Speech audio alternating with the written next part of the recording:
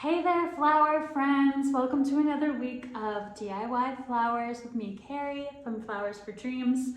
Let's dive into our beautiful white and green arrangement this week. We've got some really interesting leaves and foliage and stems of this Hala leaf.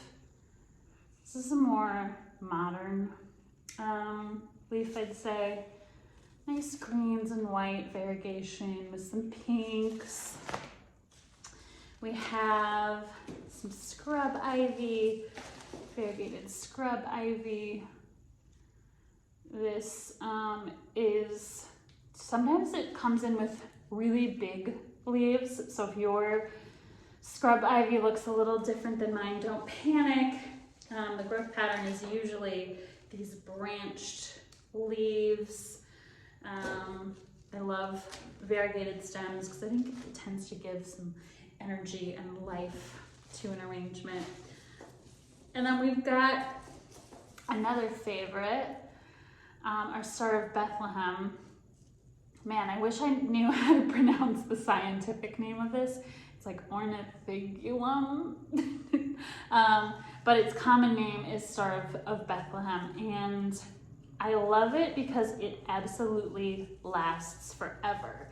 So this could last you up to 2 weeks or more. It's an incredible cut flower that mine are pretty closed. Doesn't, like with a lot of stems that are still opening, doesn't look like much just yet, but as it's exposed to warm air, it'll begin to fully pop open and be really fully itself. And, I've seen it last weeks and weeks. So set a timer and see how long, tell me how long your white Star of Bethlehem lasts. And hopefully it'll make it past the 2-week mark with good changing of your water, of course. So I'm designing today in our mason jar. I'm going to start with our scrub ivy. If you've ever wondered how to divide your stems like these, this is a good learning lesson. I like to look for these little jointed points. So right now I have one stem essentially of scrub ivy, and I want to take it into 2 or 3. If you'd like, you can keep the natural shape of the stems and keep them intact and just trim this stem and then put it in your water. Again, that's if you have a relatively small piece of scrub ivy like I do. Sometimes this comes in just really so large and the leaves can start to dominate an arrangement. So maybe consider either leaving it in its natural shape, and that'll give you some really organic, interesting gestures, or find these little joint points and start to cut them down from there.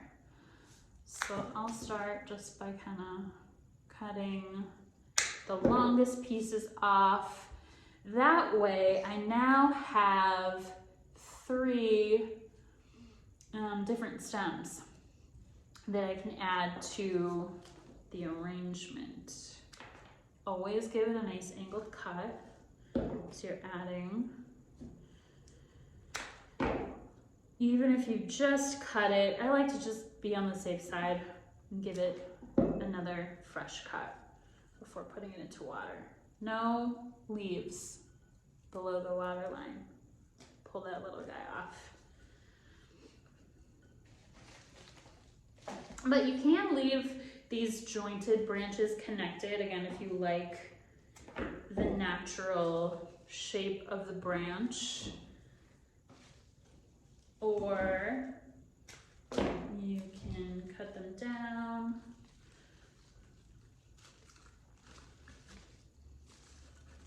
Fill out my vase a little bit. So now I have a nice solid green up with my scrub ivy. I wish I knew why it was called scrub ivy.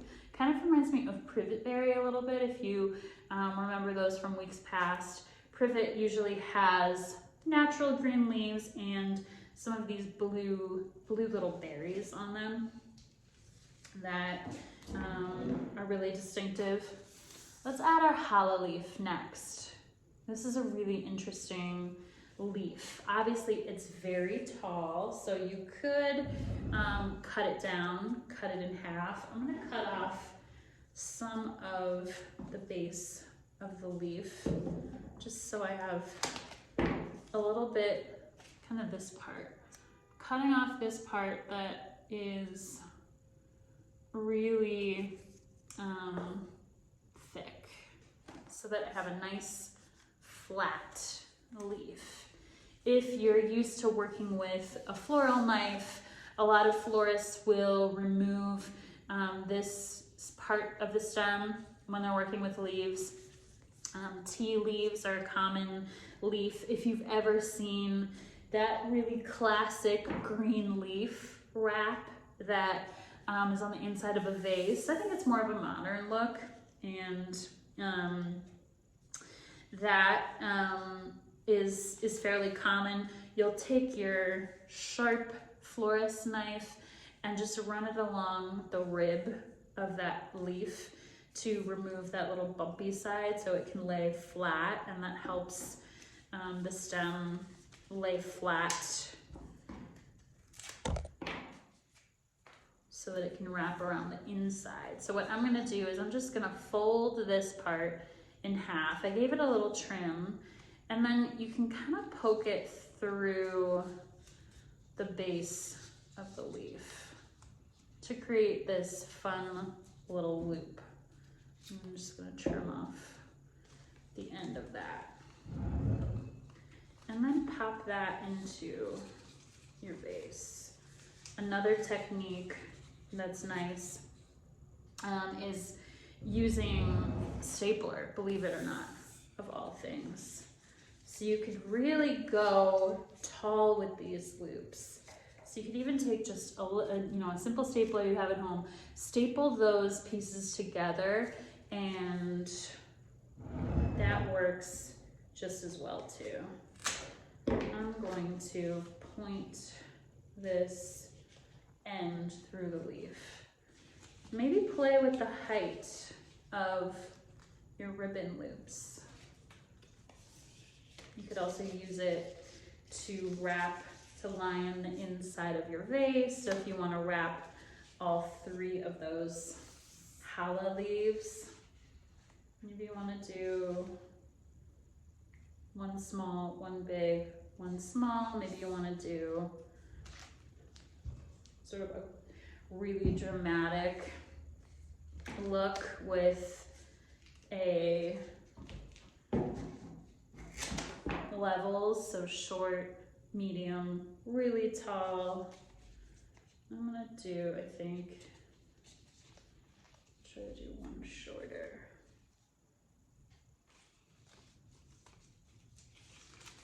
And it creates just this fun, unique shape, this ribbon shape that I think looks really beautiful and different and more modern. Also works really well with tropical flowers. So we've got kind of our base in here. I might shift one little piece of my scrub ivy to the back here. If you've ever tried to pull a stem out after you've put it in, it can be a little tricky. So my tip for that is just to twist, pull and twist, and that'll help to free your stems. I'm gonna put that inside of my loops to create a little more dimension. And then we can add our Star of Bethlehem. Nice angled cut. We'll probably do some variation, varied height, so maybe a shorter and a taller one. Your Star of Bethlehem is gonna have this really pretty natural drape and curve to it. So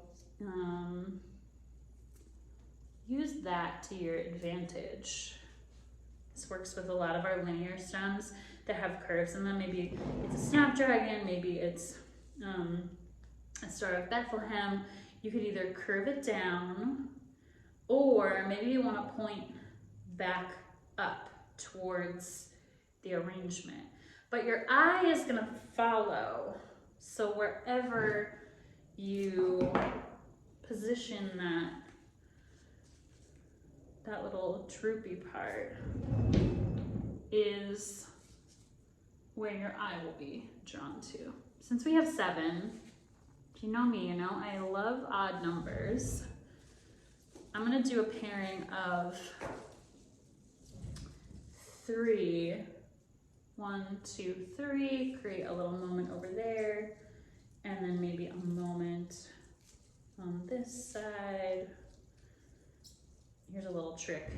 If you want to create a grouping of flowers, this works really well with smaller flowers as well that are going to have, even smaller than these, going to have less of an impact on their own. So maybe it's tiny little asters, or very, very delicate flowers that are even less hefty than these. You can bundle them together and kind of adjust their heights so that maybe there's a little variation, create that little moment, pull it to the edge of your vase, kind of try it out, and then cut them all at the same length.